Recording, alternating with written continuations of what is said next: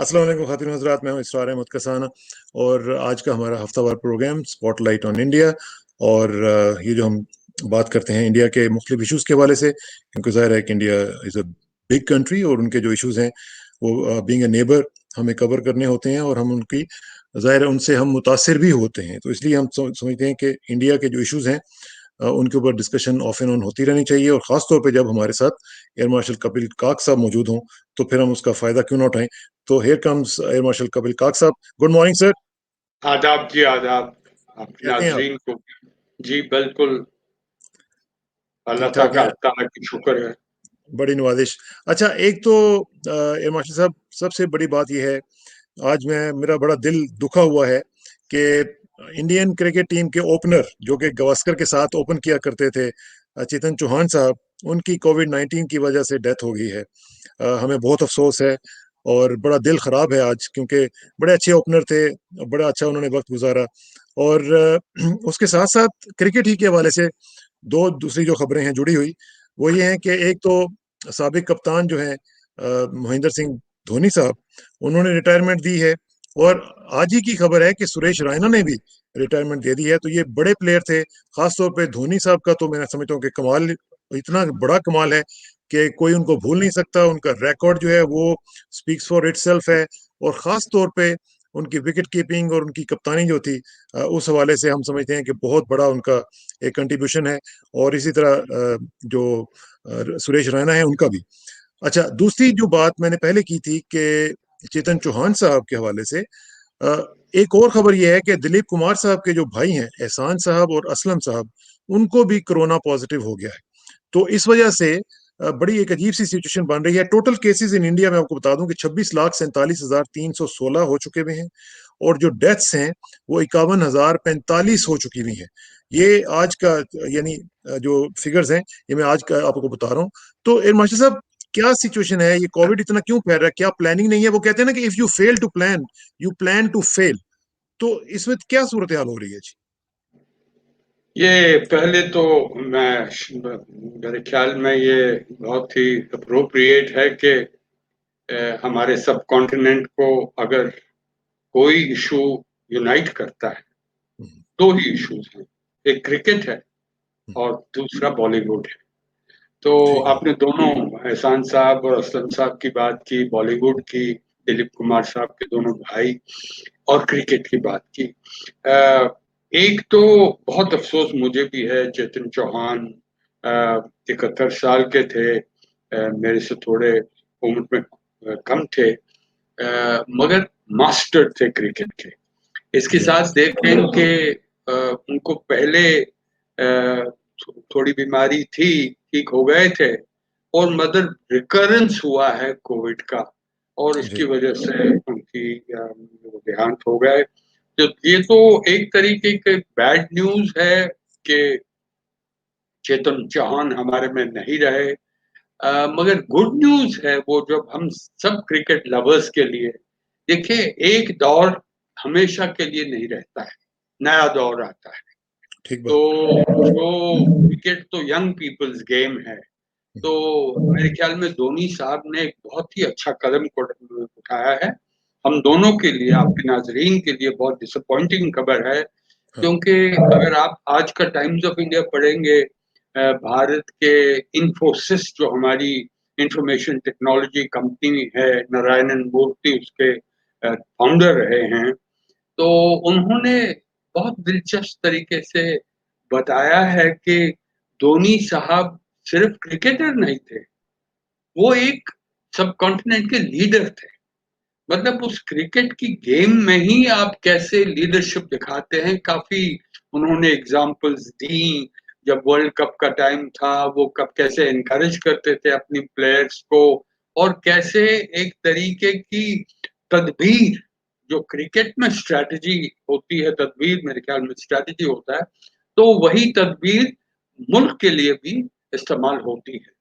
तो एक तरीके का ये नया दौर है। रैना साहब, सुरेश रैना भी रिटायर हो गए हैं, धोनी साहब रिटायर हो गए हैं, मगर अभी नौजवान वो हिंदुस्तान में हो, पाकिस्तान में हो, बांग्लादेश में हो, श्रीलंका, जहाँ पे क्रिकेट बहुत बहुत अहमियत रखती है और खेली जाती है और बहुत पॉपुलर है, लोगों में, तो मतलब ये एक नए दौर के रास्ते की बात कर रहे हैं।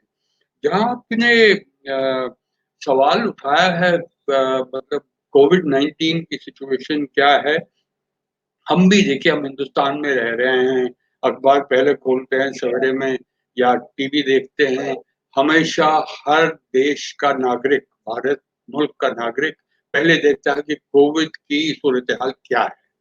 या मगर आपके नाज़रीन को मैं ये कहना चाहता हूँ कि हमें मेरे को कोई आश्चर्य नहीं है, this is not a surprise for me. मैं तो एक सिक्योरिटी जैसे कहते हैं व्यापक सुरक्षा, कॉम्प्रिहेंसिव सिक्योरिटी सबकॉन्टिनेंट के सारे मुल्कों की, तो वो किस रास्ते पे जा रही है।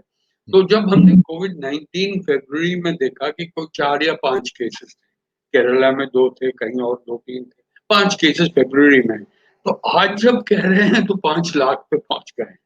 तो हमें कोई सरप्राइज़ नहीं है, क्यों नहीं? क्योंकि बिल्कुल कम टेस्टिंग थी। जब या नरेंद्र मोदी ने नेशनल लॉकडाउन किया था और वो भी अचानक, आपके नाज़रीन को याद होगा लाखों जी की तादाद के लेबरर जो जी जी सारी इंडस्ट्रीज़ में काम करते हैं, उनको कोई ट्रेन नहीं मिली, बसें नहीं मिली क्योंकि पूरा लॉकडाउन था। हज़ारों किलोमीटर अपनी बीवी-बच्चों के साथ वो सड़कों पे उतरे, जो शेरशाह सूरी के ज़माने की सड़कें रही हैं, तो जीटी उसपे रोड वो बिहार वहाँ चलने लगे क्योंकि इतना एक खौफ था कि सारे हिंदुस्तानियों को कि अगर मरना है तो घर में मरेंगे, हम यहाँ पे किसी किराए मकान में क्यों मरेंगे? तो उस वक़्त भी हमें मालूम था क्योंकि टेस्टिंग नहीं हो रही थी।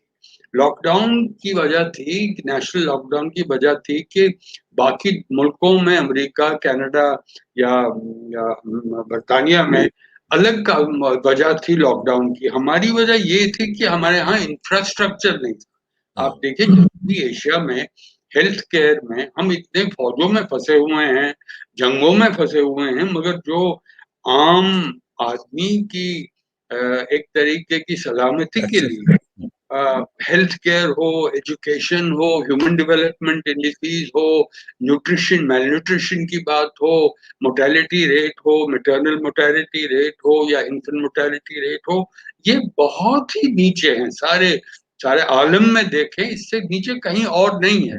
तो ये हम लीडरान के लिए हमारे लीडरान के लिए सारी जनूबी एशिया में सिर्फ हिंदुस्तान में नहीं, तो जब उन्होंने लॉकडाउन लगाया तो फिर हेल्थ केयर को अपग्रेड किया। फैसिलिटीज बढ़ाई, इमरजेंसी इंपोर्ट्स हुए हैं हेल्थ केयर किट्स का, हेल्थ ठीक जो कुछ भी चाहिए था वो कर दिया। अब जब टेस्टिंग हो रही है, आपके और नाजरीन को भी मैं कहना चाहता हूँ ये हालात और बुरे हो जाएंगे क्योंकि अच्छा जितनी आप टेस्टिंग करेंगे उतने आपके केसेस बढ़ेंगे। तभी तक तो पता ही नहीं था कितने केसेस है।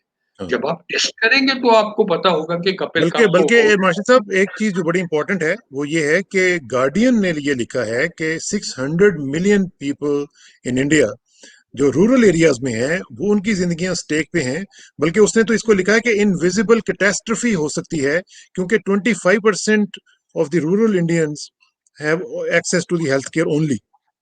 तो ये तो बहुत खतरनाक फिगर्स हैं ये। तो यही मैं कह रहा हूँ कि हमारी हिंदुस्तान के लिए ये खासकर क्योंकि आबादी हिंदुस्तान को आप जाते 130 करोड़ लोग रहते हैं, जी उसमें bulk of the people are in rural areas. अब रूरल एरियाज तो फ्री रहते हैं, हाँ मगर उतनी मुश्किलात नहीं हो सकती थी, मगर क्योंकि लेबर यहाँ से गया और कई कई लोग उस पे कोविड पॉजिटिव थे और उनको टेस्ट नहीं किया गया तो वो गए घर। अब घर में फैला के फिर वापस आ रहे हैं। तो मतलब ये एक क्लोज लूप है और मेरी नजरिए से मुझे लगता है कि ये 5 लाख 25 लाख हो सकता है अगले 3-4 महीने में, उसके बाद प्लेटो होगा। मगर अच्छा ये तो ये बुरी खबर है। मगर अच्छी खबर है कि हमारा मोर्टेलिटी रेट जो कोविड का है बहुत कम है। जो सारे आलम की एवरेज है वो 3.5% है, यहाँ पे तो 2% पे है। तो अगर ये मेंटेन करेंगे और हेल्थ केयर जैसे अभी चल रहा है, एक वॉर फुटिंग पे इसका एक हम मतलब चल जो हमारी चुनौती चैलेंज है उसको मैनेज किया जा रहा है टॉप लेवल से, तो मुझे लगता है कि वो प्लेटो होके शायद हम अक्टूबर नवंबर तक इसको काबू में पा सकते हैं। क्योंकि तब ठीक। तक इस वक्त की कैपेसिटी जो थी, हमारी कैपेसिटी 4,000 या 5,000 टेस्ट की थी हर पर डे दिन की। के, जब फरवरी मार्च। आज हम 10 लाख टेस्ट कर रहे हैं, वेरी 8 लाख गुड। क्या कर रहे हैं, और प्रधानमंत्री हमारे वजीर आजम ने कहा है कि कहीं एक आधे महीने में ये 10 लाख को स्टेप अप होगा।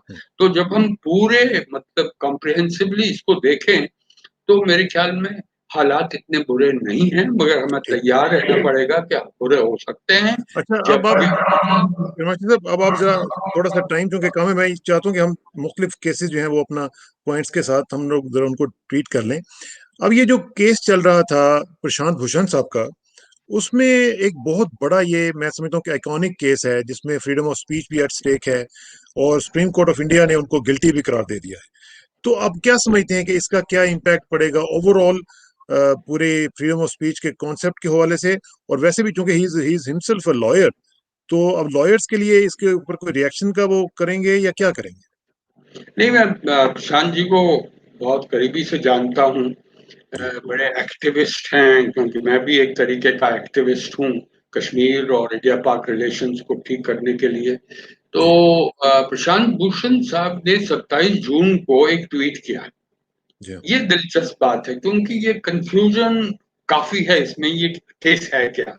तो उसमें उन्होंने कहा, और मैं दोहराना चाहता हूं कि वो कहा कि जब हिस्टोरियंस भविष्य में मतलब फ्यूचर में देखें तो एक चीज वो जरूर जानेंगे हिंदुस्तान के बारे में, आज का हिंदुस्तान, के जो जमहूरियत को बर्बाद करने के लिए एक किरदार जो था वो हमारी हायर जुडिशरी का, सुप्रीम कोर्ट का किरदार रहेगा, खासकर 4 जजों का।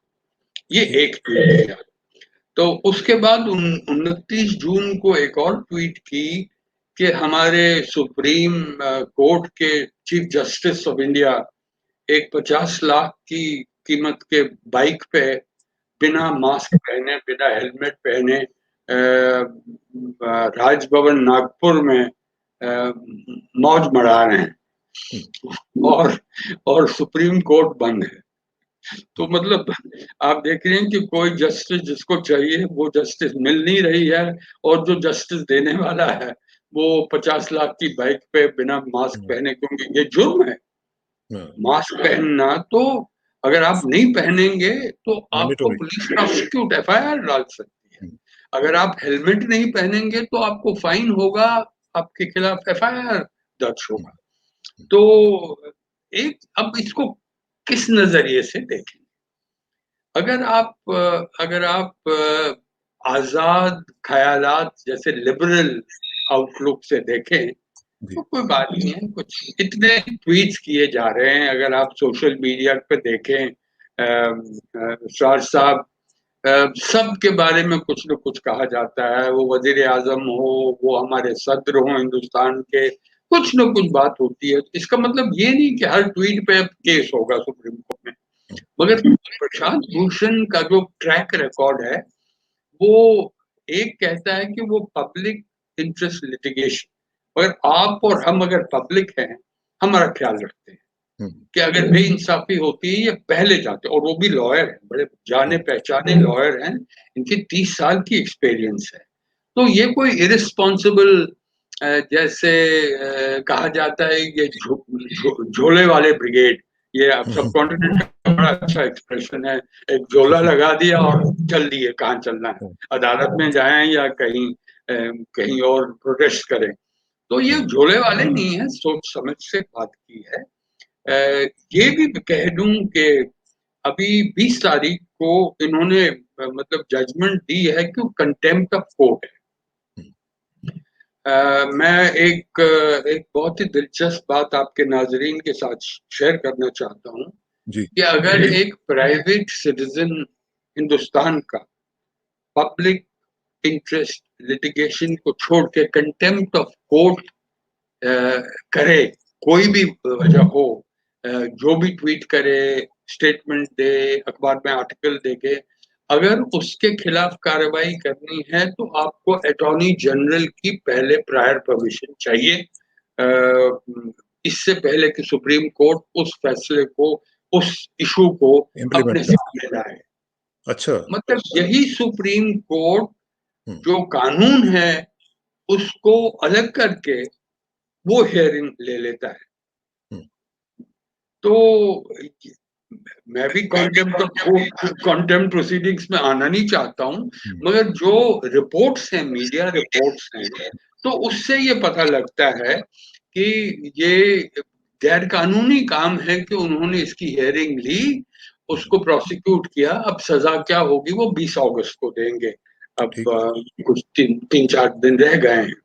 हम्म। मगर ये भी बता दूं, ये भी एक और दिलचस्प बात है। डेली मिरर में एक कई साल पहले उनकी सुप्रीम कोर्ट के जो 3 जजेस थे, उनकी तस्वीर छापी अखबार में, उनको उल्टा पुल्टा किया, मतलब अपसाइड डाउन उनकी अच्छा। तस्वीर दिखाई और हाँ। कहा दीज आर योर फूल्स, ओ। These are your old fools. अब इससे ज्यादा कंटेम्प्ट क्या हो सकती है हाँ। कि आप जुडिशरी के टॉप एलिमेंट्स को ओल्ड फूल्स कहते हैं। हाँ। और उसकी कार्रवाई क्या हुई? जो सबसे सीनियर मोस्ट जज, सुप्रीम कोर्ट जज थे, उन्होंने कहा हाँ, ओल्ड तो मैं हूं, बूढ़ा हाँ। हूं, मगर आपके सामने ये कहना चाहता हूं कि मैं फूल नहीं हूं। आप हम्म। समझ रहे मेरी बात? और हाँ। मामला खत्म हो गया। हाँ। तो यहाँ आप इतना सीरियसली क्यों ले रहे हैं? हम्म। तो इसके काफी इसकी वजह हो सकती हैं। एक तो लेकिन लेकिन आज लेकिन इसमें मास्टर साहब, इसमें एक चीज जो है, मैं उसकी तरफ आपका तवज्जो मबजूल कराना चाहता हूँ, वो ये है कि 1995 का जो केस है सी रविचंद्रन आयर साहब का, और उसके उनके वर्सेस हैं भट्टाचार्य जी, उनके हवाले से ये जो केस हुआ था, उसमें सुप्रीम कोर्ट का वाज़ेह डिसीजन था, जिसमें ये कहा गया था कि बार के मेंबरान और जो दूसरे लोग हैं, they should not speak in public.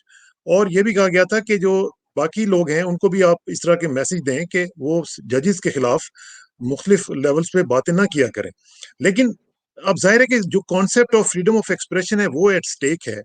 तो जिस तरह आपने फरमाया कि वो पिछले केस में तो सुप्रीम कोर्ट के जजेस ने ये कह दिया कि मैं ओल्ड तो हूं लेकिन फूल नहीं हूं, तो उन्होंने उसको खत्म कर दिया। इसको इन्होंने इतना क्यों लटकाया है?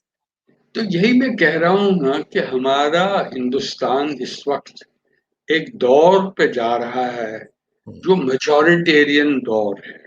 हाँ। जो जो कुछ भी करना चाहते हैं गवर्नमेंट की हित में, गवर्नमेंट के इंटरेस्ट में करना चाहते हैं। इतने लोग, हमारे मीडिया तो फ्री मीडिया है, अभी भी वो कहते आ रहे हैं कि देखिए सुप्रीम कोर्ट हमारी जो उनको करना चाहिए वो जल्दबाजी में नहीं, जल्दी से नहीं करते हैं, जो नहीं करना चाहते हैं वो पहले कर लेते हैं। हम्म। तो ये केस जो है ये दिखाता है कि अगर आपके यहाँ केसेस 370 जो आर्टिकल 370 कश्मीर का है, एक साल से मैं और 35 और पिटिशनर वेट कर रहे हैं सुप्रीम कोर्ट ये फैसला कब सुनाएगी, क्योंकि तब तक जो कुछ भी हमारी मरकजी सरकार ने कश्मीर में करना है वो करते आ रही है। डोमिसाइल हो रहा है, नई पॉलिसियां लगाई जा रही हैं, तो फिर सुप्रीम कोर्ट क्या करेगी? हम्म। सुप्रीम कोर्ट को इन केसेस में स्टे लाना चाहिए था हम्म। कि आगे मत ठीक है। बढ़िए जब तक हम फैसला ना दें, क्योंकि ये कॉन्स्टिट्यूशनल फैसला है, ये फेडरलिज्म का फैसला है। क्योंकि ये बुनियादी ढांचा कॉन्स्टिट्यूशन में, इसे कहते हैं बेसिक फीचर, इसको आप जी। बदल नहीं सकते। वो हाँ। बेसिक फीचर है 370। तो अगर बिल्कुल ठीक। अगर इस पे आप कार्रवाई नहीं करते हैं, और प्रशांत भूषण ने 2 ट्वीट किए हैं, उस पे हाँ। कार्रवाई शुरू है, तो ये क्या बताता है? एक और चीज, मैं 3 मिसालें जल्द से देता हूँ क्योंकि जी। आपके पास इसमें और मसले हैं। जी। ईएमएस नंबूद्रीपाद ने केरला में 71 में ऐसी बात की थी कि सुप्रीम कोर्ट जो है वो कास्ट रिडन है, वो बड़ी प्रेजुडिस्ड है, वो हमारे फैसलों को ठीक तरह से देखने, हमारी पिटिशंस को ठीक तरह से देखते नहीं हैं और ऐसे ही जो उनको करना है। क्या हुआ? हम्म, 1,000 रुपए का जुर्माना हुआ।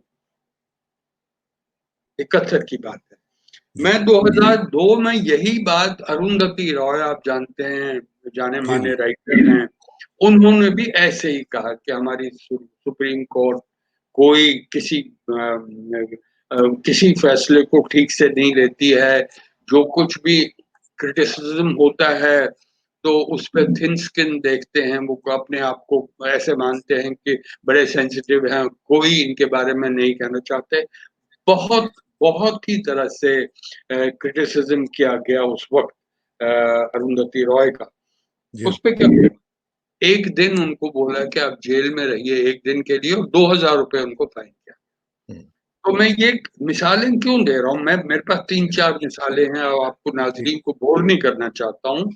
आज तक ऐसे मामलों में अगर देखा भी गया कि ये इस पे एक नकारात्मक, जिसे हम एक नेगेटिव है, इम्पैक्ट हो सकता है जुडिशरी का, उसको देखते हुए एक माइल्ड सा केस होता है, इसको माइल्डली डील कीजिए। मुझे जी उम्मीद है कि सुप्रीम कोर्ट भी हमारी जिम्मेदाराना तरीके से 20 अगस्त को जब इसकी पनिशमेंट इसको डिसाइड करेंगे तो वो एक माइल्ड पनिशमेंट होगी। अगर नहीं होगी तो मैं देखता हूं कि अगले भविष्य में, फ्यूचर में, सुप्रीम कोर्ट और पब्लिक के बीच में एक अलग तरीके का टकराव हो सकता है। हो सकता है। अच्छा, एक और चीज जो इसी से रिलेटेड है, उसके बाद फिर हम दूसरे टॉपिक्स पे जाते हैं, लेकिन एक चीज जो है जिसका करप्शन जो जिसकी तरफ भूषण साहब ने इशारा किया है, उन्होंने जो सबमिशन पेश किया उसमें उन्होंने लिखा है कि there is no effective procedure to deal with corruption in the judiciary other than the public and particularly through lawyers who know from experience the extent of corruption in judiciary और विज अ we particular जज। अब देखिए, पाकिस्तान में इसी तरह एक sitting जज के ऊपर ट्रायल चल रहा है। वो उस ट्रायल में पेश हुए, उनकी बेगम उनके उस ट्रायल में पेश हो रही हैं, और एक जो हमारी सुप्रीम जुडिशियल काउंसिल है उसके थ्रू वो सारी प्रोसीडिंग्स चल रही हैं, and he is a sitting जज। तो अगर करप्शन के हवाले से जज जुडिशरी के ऊपर कोई केस होता है तो उसका कोई प्रोसीजर होना चाहिए, बजाय इसके कि आप उसको आर्टिकल 19(1)(a) को स्टेक पे लगाते हुए आप उसके ऊपर कंटेम्प्ट ऑफ कोर्ट लगा दें। बिल्कुल बिल्कुल, जो आप कह रहे हैं बिल्कुल सच है। यही तो मैं आपके सामने, आपके नाजरीन के सामने पेश कर रहा हूँ। जी क्योंकि जो कुछ भी उन्होंने 4 जजेस, ये मैं पहले भूल गया आपसे नाजरीन जी को हाँ, बात करने के लिए, 4 जजेस का किरदार हमारी जमहूरियत को बर्बाद करने के लिए बहुत अहम रहा है, ये भी उन्होंने कहा है। हम्म, तो मतलब अब इस पे उनके खिलाफ कंटेम्प्ट ऑफ कोर्ट मत कीजिए। मैं एक और मिसाल देना चाहता हूँ। इसी सुप्रीम कोर्ट के 4 सीनियर मोस्ट जजेस ने 2018, 2 ही साल हो गए हैं, पहली बार हिंदुस्तान की, मैं समझता हूँ हमारे सब कॉन्टिनेंट की तारीख में, प्रेस कॉन्फ्रेंस की सुप्रीम कोर्ट में ही, जी जी और अपने ही चीफ जस्टिस के खिलाफ। हाँ, क्या वो कंटेम्प्ट ऑफ कोर्ट नहीं थी? बिल्कुल और कहा क्या? कहा ये क्या कि अगर हालात ऐसे चलते हैं, अगर सुप्रीम कोर्ट फंक्शनिंग में ये प्रॉब्लम रहती है, तो आ, हमारा जो फ्यूचर भविष्य है सुप्रीम कोर्ट का, और जिसे एक तरीके से जो निजाम सलामती, निजामी अदालती निजाम की बात करते हैं, तो उसका तो एक डार्क फ्यूचर आगे लगता है। ये उन्होंने बात की। वो ठीक, सबसे बड़ी कंटेम्प्ट ऑफ कोर्ट थी, क्योंकि वो आलोचना कर रहे हैं, क्रिटिसिज्म कर रहे हैं अपने ही सुप्रीम कोर्ट के चीफ चीफ जस्टिस, जस्टिस के खिलाफ। ठीक, क्या वो नहीं सकते इसके उसके कंटेम्प्ट ऑफ कोर्ट हो इन 4 जजों के खिलाफ? हुआ नहीं। ठीक बात, तो मतलब ये हमारे सब कॉन्टिनेंट में ये सबक है। हर एक इशू जो आप अपनी चैनल के में लाते हैं और लोगों से पूछते हैं, इसमें सब में सबक है। सबक क्या है? पहले, आपकी सुप्रीम कोर्ट पाकिस्तान की हो, हिंदुस्तान की, वो क्रेडिबल कोर्ट होनी चाहिए। अगर उनका बर्ताव इधर उधर का बर्ताव है, तो जो लोगों की फेथ है जुडिशरी में, वो हायर जुडिशरी में खासकर वो कम होती जाएगी। कम होती वैसे है। भी लोअर जुडिशरी में तो कोई होप है ही नहीं, क्योंकि वहां पे तो करप्शन रिडन है, पाकिस्तान हो या हिंदुस्तान हो या या बांग्लादेश हो या बहुत ज्यादा। श्रीलंका हो या बाकी मुल्क मालदीव्स हो। तो इसलिए मैं कहना चाहता हूँ कि एक सबक है कि इन्हें सोच समझ के अब इनकी पनिशमेंट देनी चाहिए। जो प्रशांत भूषण एक पीआईएल और एक्टिविस्ट लॉयर की हैसियत से अगर उन्होंने कुछ ट्वीट किया तो भूल जाइए, जाने दीजिए। मगर अगर आपको लगता है कि इस पे कोई इशू है, जैसे आपने फरमाया अभी या कि करप्शन है, उस करप्शन के लिए प्रोसीजर क्या है, सिलेक्शन के लिए क्या प्रोसीजर है। आपको याद होगा हमारी जो सुप्रीम कोर्ट जजेस की सिलेक्शन प्रोसीजर है, ये भी एक कंट्रोवर्सी बनी थी कुछ साल पहले, क्योंकि जी जी। सरकार ने कहा था कि फाइनल सिलेक्शन हमारा होगा। या और दूसरी तरफ से एक और सेंटिमेंट है कि क्या आपका ही वह जुडिशरी हो या आर्म्ड फोर्सेस हो, क्या वो एक दूसरे की यूनिट इंस्टीट्यूशन में खुद का ही फैसला करेंगे, कोई बाहर का नहीं होगा एक इंडिपेंडेंट ऑडिट हाँ जो एक हाँ। नई नजरिए से इश्यूज को देखें और कहें कि ठीक। कपिल कान ठीक है कि इशराज कसाना ठीक है, कौन है इस ओहदे के संभालने के लिए। तो ये बिल्कुल तो ठीक। उभरता आएगा, इस पे कोई ठीक है। अच्छा, आश्चर्य एक और नहीं चीज होगा। जो बहुत इंपॉर्टेंट है वो है कि 110 दिन तकरीबन हो गए लाइन ऑफ एक्चुअल कंट्रोल का जो क्राइसिस शुरू हुआ था। मास्टर साहब, आप उसको बड़ा ही माइन्यूटली आप ऑब्जर्व करते आ रहे हैं, उसको देखते आ रहे हैं। उसके ऊपर काफी डेवलपमेंट्स जो हैं वो चल रही हैं। एक तो यह है कि चाइनीज फॉरेन मिनिस्टर जो हैं उन्होंने तिब्बत का दौरा किया है और उन्होंने वो जो डिस्प्यूटेड बॉर्डर विद इंडिया है वहाँ का, वो पहली दफा वहाँ पे इस कॉन्फ्लिक्ट के बाद वहाँ पे खुद गए हैं। वो भी एक बात है। और दूसरा, एक अनफॉर्चुनेटली एक और सोल्जर, जो वो आपको याद है कि 20 सोल्जर जो इंडिया के उसमें डाइड, उसमें एक और सोल्जर का इजाफा हो गया है आज। वन ऑफ द दो soldiers has come to his injuries. तो अनफॉर्चुनेटली ये नंबर जो है वो 21 हो गया है। ये जो सूरत हाल आप देख रहे हैं कि मीटिंग्स चलती जा रही हैं और हम देख रहे हैं, बल्कि सुशांत सिंह साहब ने रिपोर्ट किया है, उन्होंने कहा जी कि देर इज नो चेंज। जो चाइनीज हैं वो अपनी जगह पे खड़े हुए हैं, उन्होंने अपनी जो हमारा टेरिटरी लिया हुआ है उसके ऊपर से बिल्कुल हटे नहीं है और ना हट रहे हैं और ना ही कोई इस तरह का इशारा दे रहे हैं। तो what do you see for जो आपने फरमाया बिल्कुल ठीक है, इसको कोई कोई दोहराने की जरूरत नहीं है। मैं इसको और कुछ दो या तीन मुद्दे हैं इनके साथ जोड़ना चाहता हूँ, या डेवलपमेंट्स हुई हैं आजकल जी कुछ जी कुछ दिनों में, पिछले एक हफ्ते में। पहली बात तो ये है कि मिलिट्री तरीके से आप देखें तो हमारे यहाँ एक दीवार खड़ी है। ना तो चीन हट रहा है और ना तो हम चीन के इंट्रूजन को मानने के लिए तैयार हैं। इसमें कोई शक नहीं है। जैसे वजीर आजम हिंदुस्तान के नरेंद्र मोदी ने लाल किले में हमारे 15 अगस्त इंडिपेंडेंस डे पे कहा है कि वो जवाब दिया जाएगा। अब ये तो पहली बात है। दूसरी बात है कि देखिए, हमारी तरफ से, हिंदुस्तान की तरफ से जो तदबीर है इस वक्त, स्ट्रैटेजी क्या है? जी एक तो आप इंगेज करते रहिए, उसमें कोई शक नहीं है। इतनी मीटिंग्स हो रही है, 5 मीटिंग्स हुई है कोर कमांडर्स, कम से कम 3 मीटिंग्स हुई है जो कंसल्टेटिव कमेटी है दोनों साइडों की, जिसपे फौज भी मौजूद है और वजीर खारजा मिनिस्ट्री के भी मेंबरान जो रिप्रेजेंटेटिव हो मिलते रहे हैं। तो एक तरह की फौज की लेवल एक है, दूसरी लेवल है फौज और डिप्लोमेसी की लेवल, वो भी लगी है। तीसरी जो उनके सफीर, चीन के सफीर यहाँ रहे हैं, जी जी तो उन्होंने आखिरी मीटिंग जब हुई थी कोर कमांडर्स की, उसके बाद एक यहाँ पे एक स्टेटमेंट पे कहा है कि जो कुछ भी गलती है हिंदुस्तान की गलती है, उनको अपनी गलती माननी चाहिए और हमारी तरफ से तो कोई कार्रवाई नहीं हुई है। जो आपने 21 लोगों के मरने की खबर सुनाई है, हाँ, बहुत ही अफसोसनाक बात है।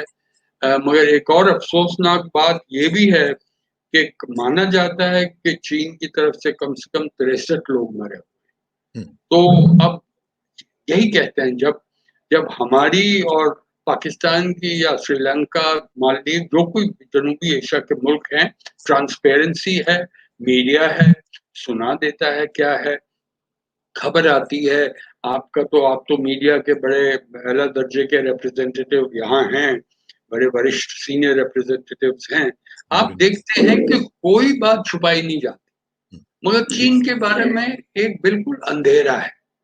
अगर उनके 63 नहीं मरे हैं, वो कहें 22 मरे हैं या 4 मरे हैं, ये कहें कि कोई नहीं मरा है, कुछ नहीं कह रहे। तो वो ये बोलते भी ही नहीं। एक बात है। चौथी बात जो है कि हमारी तरफ से हमारे सफीर जो चीन में है, विक्रम मिस्री, जी वो मिले हुए हैं, जो शू चिलियांग हैं, वो शी जिनपिंग के इमीडिएट जो उनके नीचे हैं, वो उस लेवल के हैं, उनसे ठीक। मीटिंग की है। तो वो जो वहां पे सबसे बड़ी चाइनीज कम्युनिस्ट पार्टी के standing committee of the politburo जो है, उसके नीचे जो सीएमसी है, you know military commission, China military commission, वो मिलिट्री कमीशन मतलब एक सारी फौजों को जो डायरेक्शन देता है, वो कमीशन देता है, उसके हेड है शी, और उसके डेप्यूटी हैं शी चुनोंग, जो मैंने बात ठीक। की है, उनसे बात की है। एक और जो फॉरेन पॉलिसी के China military commission, central military commission है चाइना का, उनसे भी बात की हुई है। मगर उसके बावजूद जो आप देख रहे हैं कि दोनों मुल्कों ने एक भी सिपाही, एक भी जवान पोजीशन से नहीं हटाया है। जहां तक कि अप्रैल की सूरत हाल थी, उस पे ये है कि 15 या 18 किलोमीटर डेप्सांग प्लेन्स में, जो काराकोरम पास के सात जी आठ मील जनूबी क्षेत्र इलाके में है, वहां पे अभी 15-18 किलोमीटर अंदर आए हुए हैं, घुसे हुए निकल नहीं रहे हैं, ना तो हिंदुस्तानी फौजों को पेट्रोलिंग करने देते हैं। जो गलवान है वो थोड़ा सा सेटल हुआ है कि वहां पे वो 1.5 किलोमीटर पीछे हटे हैं, मगर वो भी हिंदुस्तान के लिए ठीक नहीं, तो पीछे हटे तो अपने ही इलाके से अपने। हटे, हाँ। और चीन अगर हटेंगे तो वो हमारे इलाके से हटेंगे। मगर फिर भी वहां पे सूरत हाल काबू में है। गोगरा और पेट्रोलिंग पॉइंट 15 और 17A है, वहां पे 500 या 700 मीटर ही अलग हैं एक दूसरे से। ठीक। मतलब एक सूरत हाल जैसे गलवान में हुई थी वो पैदा हो सकती है, वो खतरा है। पैंगोंग त्सो में कोई बदलाव नहीं है। तो मुझे लगता है, मैं संक्षेप से ब्रीफली कहना चाहता हूं, दोनों साइडें, ये जो जाड़े का मौसम है, अभी तो अगस्त में लद्दाख में जाड़े का मौसम अगस्त सितंबर में शुरू हो जाता है, शुरू हो जाएगा। हाँ। और जो तापमान है, टेम्परेचर जो है, वो -25 -30 डिग्री कॉमन है। और अगर अगर वहां के 35,000 30,000 चीनी जवान और फौजें मौजूद हैं, हमारी भी उसी तादाद के फौजें मौजूद हैं, आप जानते हैं ये लॉजिस्टिक्स नाइटमेयर दोनों फौजों के बहुत लिए कितना एक चैलेंज है। बहुत क्योंकि बड़ा एक तो सप्लाई कैसे करेंगे, क्यों सड़कें रुक जाती हैं, और उसके बाद भी आप होगा क्या, क्या और कोई इस इको सिस्टम भी नहीं है। तो मतलब सोच समझ के इसमें तो मैं एक हिंदुस्तानी सिटीजन की हैसियत से आपके नाजरीन के सामने नहीं बोल रहा हूं, मैं ये कह रहा हूं कि इसमें अगर है गलती तो चीनियों की। हिंदुस्तान ने भी काफी गलतियां की है, मैंने आपकी चैनल में इतनी बार उन हाँ। गलतियों को दोहरा दिया है। मगर इस इलाके में जो हुआ है, वो 93, 96, 2005, 2013 लिखित एग्रीमेंट हुए हैं, दोनों साइडों ने उस पर अपने सिग्नेचर्स किए हुए हैं कि हम पीस और ट्रैंक्विलिटी बरकरार रखेंगे, जो कोई भी लाइन ऑफ एक्चुअल कंट्रोल है उसमें किसी तरह ठीक। का फोर्स यूज नहीं करेंगे। अगर प्रोटोकॉल में ऐसा हुआ कि दोनों साइडें पेट्रोलिंग करते हैं, उसकी प्रोटोकॉल्स भी लगा दिए हैं कि क्या होगा, आप झंडा लेके बोलेंगे आप जाइए, अगर हम जाते हैं तो वो झंडा लेके कहते हैं आप वापस जाइए। अभी तक हुआ भी नहीं है, एक आदमी नहीं मरा है पिछले 30-35 सालों में, जब तक ये बरकरार रहा है। और आपने खुद ही कहा, 21 लोग, एक छोटे से गलवान की एक नदी है, वो दरिया भी नहीं है, नदी है, स्ट्रीम सही है। बात। सही बात। तो मेरे ख्याल में चले, दोनों साइड को अल्लाह सोचना है, करे कि ये इंटरनेशनल। सैनिटी प्रिवेल करे, और सैनिटी जी ही बहुत बड़ा सोल्यूशन है। अच्छा, अब एक और जो बहुत इंपॉर्टेंट इशू है, मैं चाहता हूँ उसके ऊपर आपकी जरूर मैं इनपुट लूँ, और वो हमारा जो भारत का जो मीडिया है, उसकी जो लाउडनेस है वो इस हद तक बढ़ गई है कि आपने पिछले हफ्ते देखा कि एक बहुत ही अच्छे बहुत ही प्यारे इंसान राजीव त्यागी साहब जो है, वो एक जी शो में गए हुए थे। वहां पे इतना शदीद उनके ऊपर अटैक हुआ, इतना शदीद अटैक हुआ कि वो जब निकले वहां से और आधे घंटे के अंदर अंदर उनको हार्ट अटैक हुआ और उनकी डेथ भी हो गई। तो ये जो ट्रेंड हम देख रहे हैं मास्टर साहब, ये ये डेमोक्रेसी के लिए कितना खतरनाक है। लोगों के लिए देखें कि इतनी कई कई शोज जो हैं, मैं तो समझता हूँ कि मैं तो, आप यकीन करें, मैं तो देख ही नहीं सकता इस तरह का शो। मैं तो, मुझे ऐसे लगता है कि जैसे ये शो नहीं हो रहा, ये तमाशा हो रहा। तो ये जो चीज है, ये आप समझते हैं कि इसको कंट्रोल किया जा सकता है और ये कितनी खतरनाक है डेमोक्रेसी के लिए? नहीं, आपकी एक्सपीरियंस है कि आप देख नहीं पाते हैं ऐसे शोज। मैं आपके नाजरीन के साथ शेयर करना चाहता हूँ कि मैं टेलीविजन डिबेट्स में पिछले 20 साल में रहा हूँ। जी। हर तीसरे चौथे दिन किसी न किसी चैनल पे आता हूँ। तो एक दिलचस्प एक वाकया हुआ कि एक centre of peace and progress Kolkata का है। तो एक थिंक टैंक है, तो उन्होंने यहाँ एक इंडिया इंटरनेशनल सेंटर में आप पाकिस्तान के वजीर खारजा, पुराने वजीर खारजा खुर्शीद कसूरी आए हुए थे। सूरी साहब। तो मैं स्पीकर था, खुर्शीद के साथ बैठा हुआ था, मणिशंकर अय्यर थे। तो एक कुर्सी रखी गई थी बासित साहब के लिए, वो जो आपके सफीर, पाकिस्तानी एम्बेसडर थे। सफीर दिल्ली में, हाई जी हाँ। कमिश्नर थे। हमारे हमारे बड़े करीब दोस्त रहे हैं, जब भी हाँ, यहाँ मौजूद थे। Decent man, very decent. तो वो जब आए, तो मैं बहुत करीबी से जानता हूँ, मैं उठा और उनके गले लगा। तो ये तो ट्रेडिशन है हिंदुस्तान और पाकिस्तान, गले लगना तो ये बड़ा कॉमन सिविलाइजेशनल वैल्यू है। हाँ हाँ हाँ। तो उनके चैनल्स ये पूरा वीडियो खींच रहे हैं, और मैं चैनल का नाम नहीं लेना चाहता हूँ। और चैनल ने सारी शाम क्या कहा? कपिल काक एंटी नेशनल है, ओह प्रो माय गॉड। पाकिस्तानी है, अलीशा गिलानी का नुमाइंदा है, इसको ओह। कैसे ये ट्रेटर है। और यही अल्फाज इस्तेमाल किए गए हमारे दोस्त जो उस वक्त मौजूद थे, सुधींद्र कुलकर्णी हाँ मुंबई में है, जो हाँ जी। हिंदुस्तान पाकिस्तान के रिश्तों में बहुत बहुत करीबी रोल प्ले लाने में करते हैं। बहुत बहुत किरदार निभाते हैं। तो उसके बाद जब भी मैं कुछ चैनल्स में, अभी फिर से नाम नहीं लेना चाहता हूँ, मैंने तो बॉयकॉट किया है। आप तो हम्म, देख नहीं पाते हैं, हाँ मैं तो वहां दिखता भी नहीं हूँ क्योंकि मैं जाता नहीं। और वो हाँ फिर फोन करते रहते हैं, आइए। हाँ। तो अब बात जो आपने मुद्दा उठाया है, हम्म, उस पे तीन चार एक पहलू से देखा जा सकता है। जी। पहला है कि सरकार कौन सी है। हम्म, दूसरी, किस मीडिया की बात कर रहे हैं। जहां तक हम्म, प्रिंट मीडिया की बात कर रहे हैं, वो इंग्लिश मीडियम हो या वर्नैक्युलर हो। आपको जानते हैं 30 एक जुबानें हिंदुस्तान में बोली जी। जाती हैं, हर जुबान में न्यूज़पेपर निकल आते हैं। हम्म, प्रिंट मीडिया बहुत ही बैलेंस्ड है, उसमें कोई शक हम्म, नहीं है। ठीक। मगर जो इन्फ्लुएंस डे टू डे करती है, हम्म, क्योंकि लोगों के पास वक्त नहीं है अखबार पढ़ने का, हाँ तो वो हाँ। टेलीविजन लगा देते हैं। इस पे मीडिया की एक तो, जो मीडिया का किरदार है, रोल रहा है, वो बहुत बढ़ गया है। हम्म, एक तरीके से मीडिया ड्रिवन पॉलिसीज बनती हैं आज। हाँ ठीक बात। ये इसमें कोई शक नहीं है, अगर कोई काम करवाना है तो मीडिया में बोल दीजिएगा, वो टेलीविजन पर लगा दें शाम को, कल हाँ सवेरे आपका काम होगा, आपको जाने की जरूरत नहीं, कहीं जाना हाँ नहीं है। अगर मैं 40 साल पहले हिंदुस्तान में एक चैनल हुआ करती थी, दूरदर्शन, ब्लैक एंड व्हाइट। जी। उसके बाद में ही कलर टेलीविजन आया। आज इसरार साहब 400, 500, 700 चैनल्स हैं हिंदुस्तान। My goodness. तो सब लोग कुछ न कुछ लाते हैं।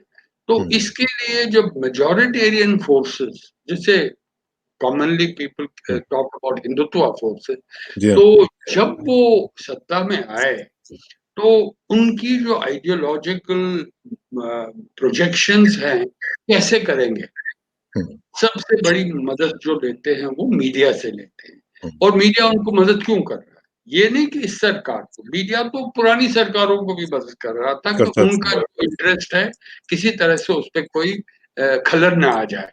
तो वो इसीलिए सरकार या तो उनको पर्सुएशन करती है, या तो इंटिमिडेशन करती है, या तो अलग-अलग के तरीके ढूँढती है, ताकि ताकि मीडिया वही काम करे जो सरकार उनको करना चाहती है। सही तो बात। इसमें जो मीडिया जो है इस वक़्त हिंदुस्तान में, पाकिस्तान के मीडिया के बारे में इतनी जानकारी नहीं है, मगर जो हिंदुस्तान का मीडिया है, ख़ासकर टेलीविज़न मीडिया, उसको एक लफ़्ज़ इस्तेमाल होता है, गोदी मीडिया। गोदी मीडिया, हाँ। मीडिया जो है वो सरकार की गोदी में है। हुँ, तो ये बिल्कुल सच हाँ, बात है, खासकर television media. Hmm, print media bye and large as I said is very balanced, very fair. वो इंडिया पाकिस्तान की बात हो, कश्मीर की बात हो, इकोनॉमी की बात हो, बैनुल अक़वामी मुद्दों की बात हो, मगर यहाँ पे जैसे आपने लफ़्ज़ इस्तेमाल किया लाउड मीडिया, हाँ, ये लाउड मीडिया नहीं है, ये चीखता हुआ मीडिया है। ओहो! और वो चीज़ें हैं क्या?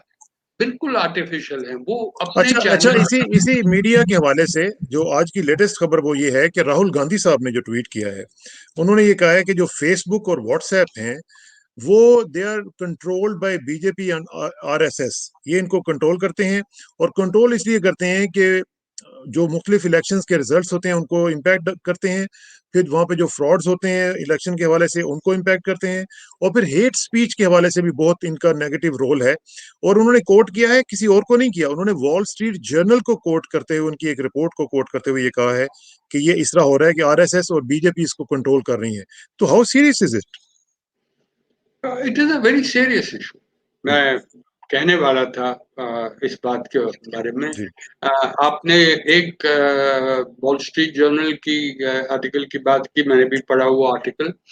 अ, मगर फ़ेसबुक में जो हिंदुस्तान के रिप्रेजेंटेटिव्स हैं, एक लेडी है, उनके हस्बैंड, सुनने में आया है कि वो बीजेपी गुट के साथ जुड़े हुए हैं, और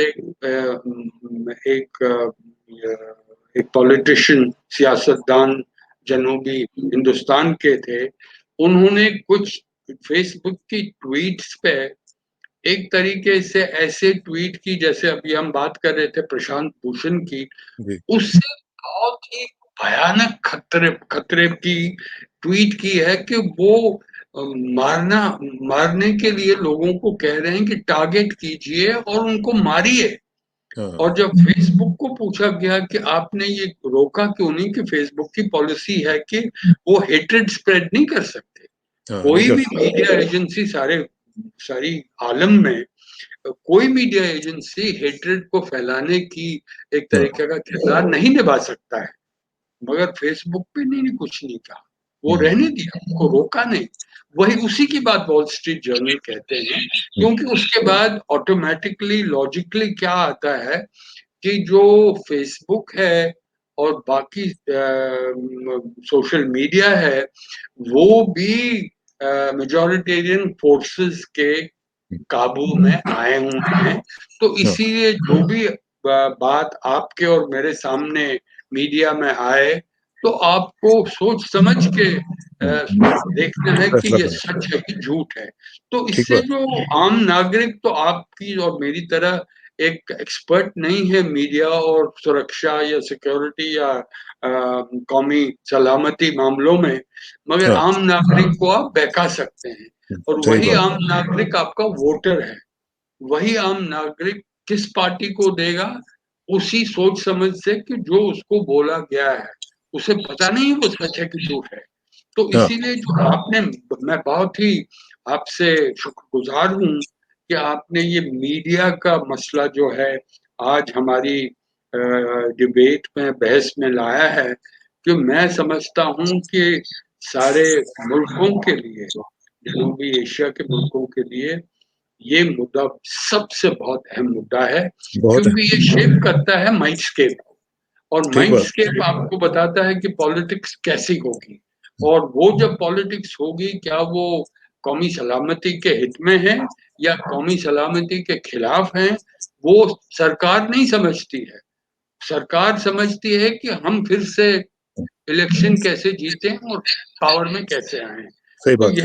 यही तो बहुत ही अनफॉर्चुनेट एक मामला है, सही इस पे बात। और आखिर बहुत आखिर में मास्टर साहब, चूंकि टाइम खत्म हो चुका हुआ है, आखिर में एक क्वेश्चन जो मैं आपसे पूछना चाहता हूँ वो ये है कि आपको पता ही है कि वाइस प्रेसिडेंशियल कैंडिडेट के तौर पर कमला हैरिस जो हैं वो आ गई हैं, जो कि इंडिया से बिलोंग करती हैं उनकी फैमिली। और एक बहुत ही बड़ा एक फैक्टर जो है, हम देख रहे हैं कि जो इंडिया के बॉर्न लोग हैं वो बड़ी तेजी से इंडिया अमेरिका के जो पॉलिटिकल सिस्टम है उसमें आगे जा रहे हैं। अच्छा, अब ये जरा बताएं कि ये जो कामला इफेक्ट है, ये कितना बड़ा इफेक्ट है इंडो यूएस टाइज के ऊपर बनेगा, और अभी कितना बन रहा है? ये बहुत ही दिलचस्प मुद्दा आपने अपने नाजरीन के सामने पेश किया है। तो वक्त कम है, मगर जी संक्षेप से ब्रीफली मैं आपके सामने कुछ अल्फाज पेश करना चाहता हूँ। प्लीज। पहली बात ये है कि इस पे एक पर्सनल इशू है। पर्सनल इशू ये है कि कमला हैरिस कौन है? Who is Kamala Devi Harris? पहले तो तमिलनाडु की रहने वाली है। वो उनके ग्रैंड पेरेंट्स यहाँ थे, उनके पेरेंट्स यहाँ थे, और उन पेरेंट्स मतलब उनकी माँ खासकर, कमला हैरिस की माँ श्यामला यहाँ रहती है। श्यामला के भाई मेरे कुलीग थे institute of defence studies and analysis अच्छा। में अच्छा, वाह जी। 15 एक साल। तो मैं कमला के बारे में उनसे काफी सुना हुआ हूँ। तो वो ये है कि पर्सनली जो है वो हिंदुस्तानी जज्बा एक तरीके से निभाते हैं। वो जज्बा है क्या? वो सूफी थॉट्स हैं, वो अकोमोडेटिव थॉट्स हैं, लिबरलिज्म जैसे आजाद ख्याली, प्लूरलिज्म, इंक्लूसिविटी, उसमें बिलीव करते हैं। वो कैसे बिलीव हुआ है, इसीलिए मैंने कहा ये पर्सनल इशू है। वो पर्सनल इशू जब बच्ची थी, उसको वो अपनी ऑटोबायोग्राफी में उसने कहा है, कमला हैरिस ने, तो मुझे माँ कहती थी जहां पे बेइंसाफी हो चुप नहीं रहना, मैदान में जाना और बेइंसाफी को हटाने के लिए जो कुछ भी करना पड़े आपको करना पड़ेगा। तो ये एक हमारे सब कॉन्टिनेंट का थॉट है। तो क्या बात। इसको हमने निभाया है। दूसरी जो है कि जो वैल्यू सिस्टम है उसकी तो मैंने बात की ही पहले कि लिबरलिज्म, इंक्लूसिविज्म, प्लूरलिज्म।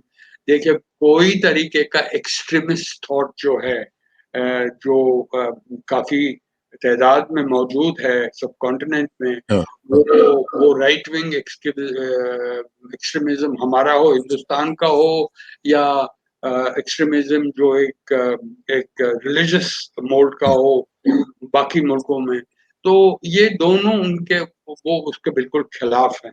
तो आप बेसिकली ये कह रहे हैं कि तीसरा वो हिंदुत्व के जो फिलोसफी है उसके बिल्कुल अगेंस्ट है?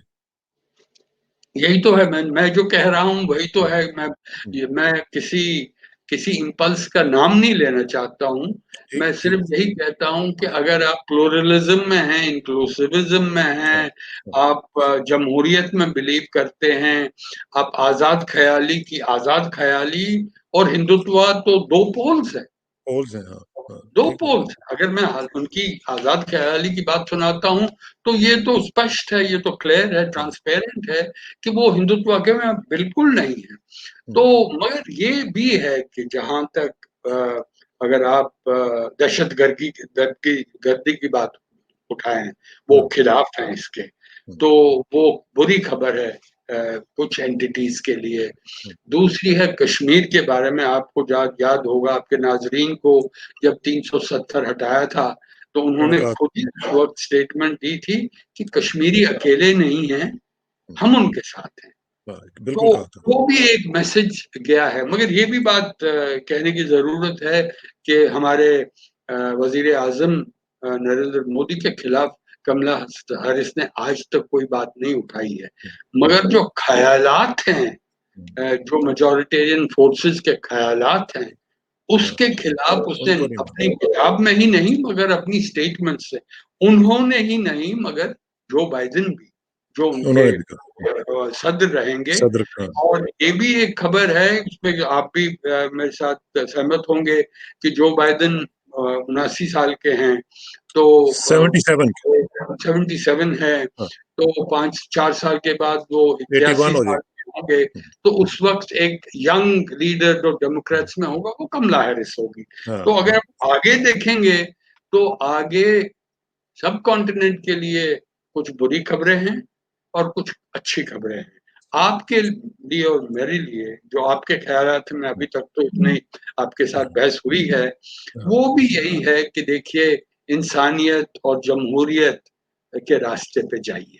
अगर बिल्कुल वो ठीक। रास्ता आप सँभालेंगे, तो हमारी सबकॉन्टिनेंट के लिए एक बहुत बहुत ही अच्छा अच्छी होगा। बात होगी। वो एक और चीज़ ये है कि जो आप कहते हैं कि कौन राइज़ होगा इंडो अमेरिकन। जी। इंडियन अमेरिकन जो है वो पहले तो ये अमेरिकन्स हैं।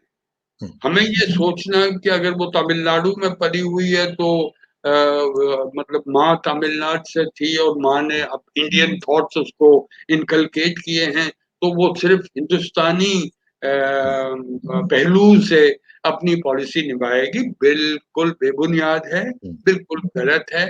वो she is an all American woman, हाँ, she is an African American, उसने खुद कहा है। हुँ, She's an African American, but she has roots in India and hmm, therefore is an Indo-American. तो ठीक। वो आपके नाज़रीन के सामने मैं एक त्रिकोण ट्रायंगल पेश करना चाहता हूँ। हुँ, एक तो वो she is all American, hmm, then she is African American जिस पे उसकी बुनियाद रही है पॉलिटिक्स की, हाँ, सियासत हाँ, में। जब से वो जब से वो कैलिफ़ोर्निया में अटॉर्नी जनरल थी या उससे हुँ, पहले सैन फ्रांसिस्को में पहली बार वो डिस्ट्रिक्ट बनी अटॉर्नी भी थी। हुँ, जी, तो 40 साल की उम्र थी। उसके जी, बाद कैलिफ़ोर्निया को रिप्रेज़ेंट किया उन्होंने सेनेट में। तो जी, जो जी। इनकी जो अभी तक जर्नी रही है, वो बहुत ही पॉज़िटिव जर्नी रही है। अगर आप ग्लोबल आलमी इसमें अमन, कोई शक नहीं। आलमी मतलब सलामती अगर हुँ, उस पहलू से देखें, तो मेरे ख़्याल में ये सारी आलम के लिए एक बड़ी अच्छी खबर है और वेरी, सब वेरी पॉज़िटिव। के लिए और बहुत ही ज़्यादा अच्छी खबर बहुत-बहुत शुक्रिया। आपके साथ जब गुफ्तगू होती है मास्टर साहब तो दिल नहीं करता उसको वाइंड अप करने के लिए, लेकिन अब क्या करेंगे तंगी-ए-दामाने वक़्त हमेशा आड़े आ जाती है। लेकिन इंशाल्लाह आपसे नेक्स्ट वीक बात करेंगे। आपका बहुत-बहुत शुक्रिया। जिस तरह आप हर चीज़ को एक्सप्लेन करते हैं, ये आप ही का मलका है और मैं समझता हूँ कि हैट्स ऑफ टू यू। हम लोग बहुत ऑब्लाइज्ड हैं आपसे और आपका शुक्रिया अदा करते रहते हैं। अल्लाह ताला आपको है। खुश रखे। ऑल्सो ऑब्लाइज्ड टू यू कि मौका हमें देते हैं कि बड़ी आपके मेहरबानी। नाज़रीन के सामने मैं जो कुछ भी जानता हूँ, जो कुछ भी मेरे ख़्यालात हैं, जो कुछ भी मेरे एनालिसिस है, हाँ, सूरत-ए-हाल सबकॉन्टिनेंट की नहीं, सिर्फ़ आलम की सूरत-ए-हाल, तो वो कुछ अल्फ़ाज़ में आपके सामने नाज़रीन के सामने पेश करने का मौका देते हैं। उसके लिए तहे दिल से आपको शुक्रिया करना चाहता हूँ। बड़ी बड़ी मेहरबानी और आखिर में दुआ कि मेरी इज्जत के लिए काफ़ी है कि मैं तेरा ही बंदा हूँ। और मेरे फ़ख्र के लिए काफ़ी है कि तू ही मेरा परवरदिगार है। तो बिल्कुल उसी तरह जिस तरह मैं चाहता हूँ, मुझे भी उसी तरह बना दे जिस तरह तू चाहता है। स्पुरदम बतो माया खेशरा, तू दानी हिसाबे कम व बेशरा। मुझे इसरार किसाना को एयर मार्शल कपिल काक साहब के साथ इजाज़त दीजिए। अगले हफ्ते इंशाल्लाह मुलाकात होगी। अल्लाह हाफ़िज़।